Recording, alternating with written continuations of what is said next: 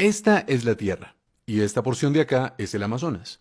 Aunque parece una porción pequeña en relación con el resto del planeta, lo cierto es que cumple un papel enorme para la vida por su participación en el ciclo del agua y en la regulación de la temperatura. Vamos a hablar sobre esto y del papel que tiene la vida animal para ver la importancia de garantizar la conectividad entre la cordillera de los Andes, la Amazonía y el Océano Atlántico. Una metáfora muy usual para referirse a la selva del Amazonas es la del pulmón, por su intercambio de oxígeno y dióxido de carbono con la atmósfera, algo fundamental para que todos podamos respirar. Sin embargo, la selva va mucho más lejos, tanto así que sin ella gran parte de América del Sur sería un desierto. ¿Pero por qué? Empecemos por señalar que el agua se acumula sobre todo en los océanos, y si bien el calor del sol la evapora y la sube por los aires, es necesario que el viento empuje el vapor tierra adentro. De otro modo, el agua no llegaría a los continentes, moriría la vegetación y se secarían grandes extensiones. La manera como el Amazonas entra en juego acá es complementando la labor de los vientos alisios, ayudando a atraer el aire y reteniendo el agua en tierra. Esta es una hipótesis fascinante. Según ella, los bosques son también responsables de los vientos porque la transpiración de los árboles genera un vapor que cuando se enfría se condensa. La condensación disminuye la presión del aire y entonces se crean vacíos que succionan aire de los océanos hacia el continente. Este proceso, realizado a la escala de 600.000 millones de árboles que hay en el Amazonas, produce fuertes vientos de aire húmedo, casi como ríos voladores provenientes del Atlántico. Y así se generan las nubes y la lluvia que hidrata el continente. Ahora, dentro del continente aparecen los Andes. Ellos reciben el agua que traen los vientos, ayudan a retenerla con su vegetación y la distribuyen por toda la tierra con los ríos. Y los ríos llevan el agua de vuelta al océano Atlántico para que el proceso se repita. Eso en cuanto al ciclo hidrológico. Ahora consideremos la temperatura. Sabemos que el dióxido de carbono actúa como una barrera que impide que el calor salga de la Tierra. Este es el famoso efecto invernadero. Pues bien, los árboles contrarrestan dicho efecto absorbiendo el dióxido de carbono de la atmósfera a través de la fotosíntesis. Con esto y con los sumideros de dióxido de carbono bajo tierra, el Amazonas anualmente le quita a la atmósfera más de 1 billón de toneladas de este gas, ayudando a contrarrestar el calentamiento global, que es consecuencia de nuestra sobreproducción de gases de efecto invernadero. Por otro lado, el Amazonas también regula la temperatura creando nubes, pues las nubes, especialmente las que son bien blancas, reflejan la luz del sol, y así impiden que llegue hasta el suelo y nos caliente en exceso. El bosque frondoso del Amazonas guarda bajo sus raíces grandes cantidades de agua, y entonces, a través de la evaporación y la transpiración de las plantas, genera 7 veces más vapor que el océano, es decir, muchas más nubes que reflejan más luz solar.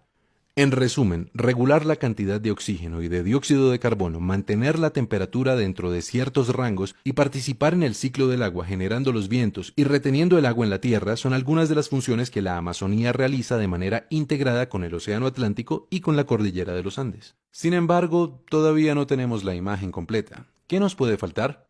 Nada más y nada menos que la vida animal. Todos hemos oído, por ejemplo, de la importancia de las aves para diseminar las semillas de los árboles, pero cada animal, cada planta, cada insecto, también los hongos y los minerales, todos realmente cumplen un papel importante en los procesos físicos, químicos y biológicos de la Tierra. Porque pensando desde una perspectiva más amplia, la Tierra es un solo sistema, un organismo que se regula a sí mismo. Cada entidad que la habita es entonces una parte del engranaje completo, del gran organismo planetario.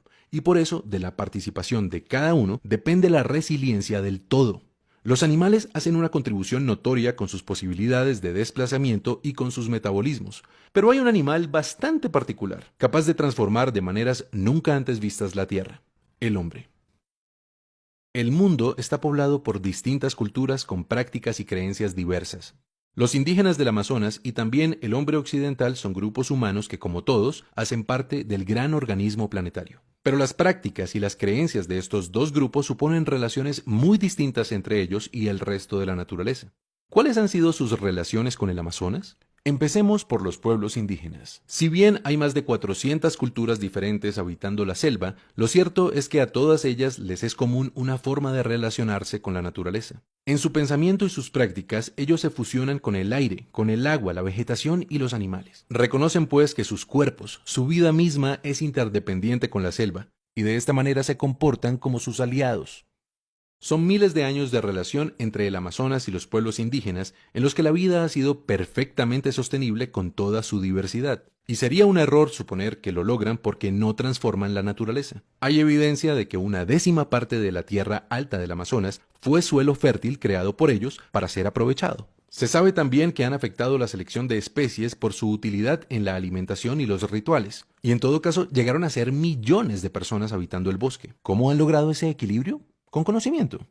En la educación indígena se prepara al individuo para vivir en armonía con el entorno natural y social en que nace.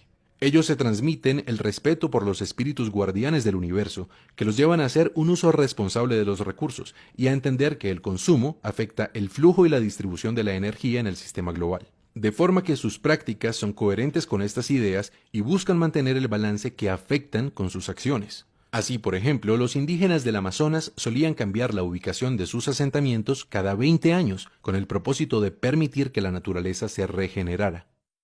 ¿Y los occidentales? Bueno, su relación ha sido distinta. En lugar de sentirse como un ser integrado dentro de la totalidad, los occidentales se han concebido de manera separada. En su proceso de construcción cultural suelen crear una dicotomía particular entre naturaleza y sociedad. A la naturaleza acuden insistentemente en busca de la materia que les permite crear y sostener el espacio que construyeron para sí, la ciudad.